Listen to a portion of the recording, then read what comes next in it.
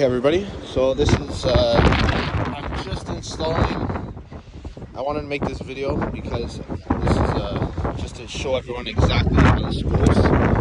So, by the way, I'm doing this outside when it's windy as hell, so bear with me if you can't really hear me too good. I'm going to try to cover the wind. So, I have the car jacked up. I jacked up in the rear axle, right in the middle there, not axle, the subframe part. Then I jacked it up. I put stand here, stand on the other side where you normally would jack it up, so it's sitting on there. That's good. And I have two jacks for this. Yeah, then I loosen those. Just crack those two off there, sitting on the other side. Then I got the other bolt here with a shock bolt right there on this part here, right there. And I got those off. Those came off decent. These are the Jeep springs on there. Those are from a 1997 Jeep YJ. Have the info. Just give me 1 second. That info right here. That's from a 1997 Jeep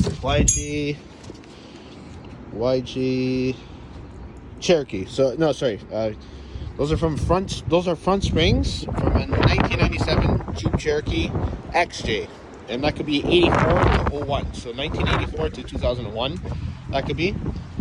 These shocks are on roll from Part Source. And these are Ford F-150 shocks. 1997 Ford F-150 4x4. V8, 5.7 I think it was, or whatever. As long as you say 4x4, because these are higher, right? So that's the Ford. These are the Volkswagen ones here. That's the difference. The Volkswagen is way shorter, that one's higher. So on the Ford, down here, we leave this the same. We don't touch anything here. This is wider, right? So what you're gonna do, just get some washes like this. Doesn't have to be nothing fancy. When it's in the car, when this is in the car, you slide these washers in between here, and then the frame piece will go like this, and you slide the washer in between the frame, not on the outside, in between, so it's fills that gap in, right? And when you buy these shocks, it comes with all this stuff right here. So use this, use that rubber, then use this. Then I got another rubber. You just split one. You split it in half with a knife, X-Acto. You put that on top. And when that's on top like that, so it'll look like this when it's all there. So metal, full rubber, metal, and then half of a rubber. You get this piece, I just painted in there because it's all corroded. You get this piece that goes onto the actual Volkswagen. So this is Volkswagen stuff. And you put that here like this. And then that's it. When you bolt that on, tighten it good with a little bit of Loctite. I put a little bit of Loctite. That bolts onto the car like that.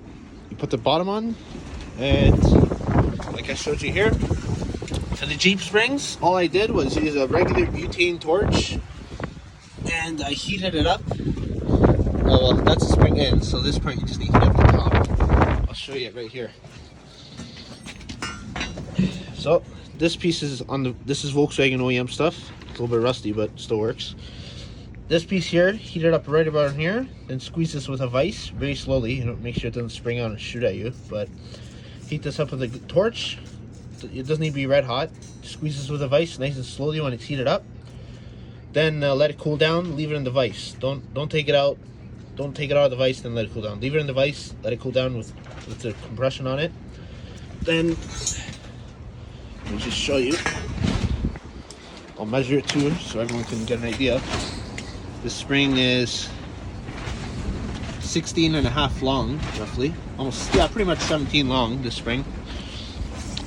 This part here, it's very windy outside. The top part where it's going to mount on the Volkswagen, it should be 2 1/4. So right there, 2 1/4 should be. That's how it should look from there to there. Oops. And yeah, these two springs are from a front Jeep fronts. We're only using front Jeep springs. That's it. We're not using no rear Jeep springs. It has to be the long ones. And this shock is no longer useful. We just use this Volkswagen mount.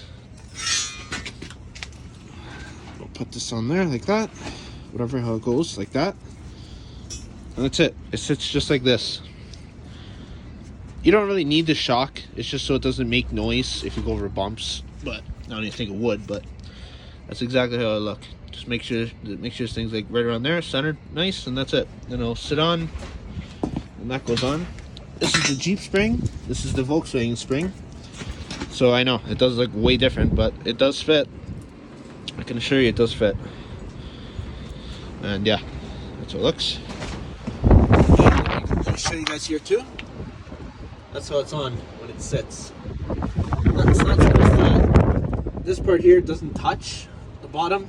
That does. That's the important part over here, because that's where the coil ends.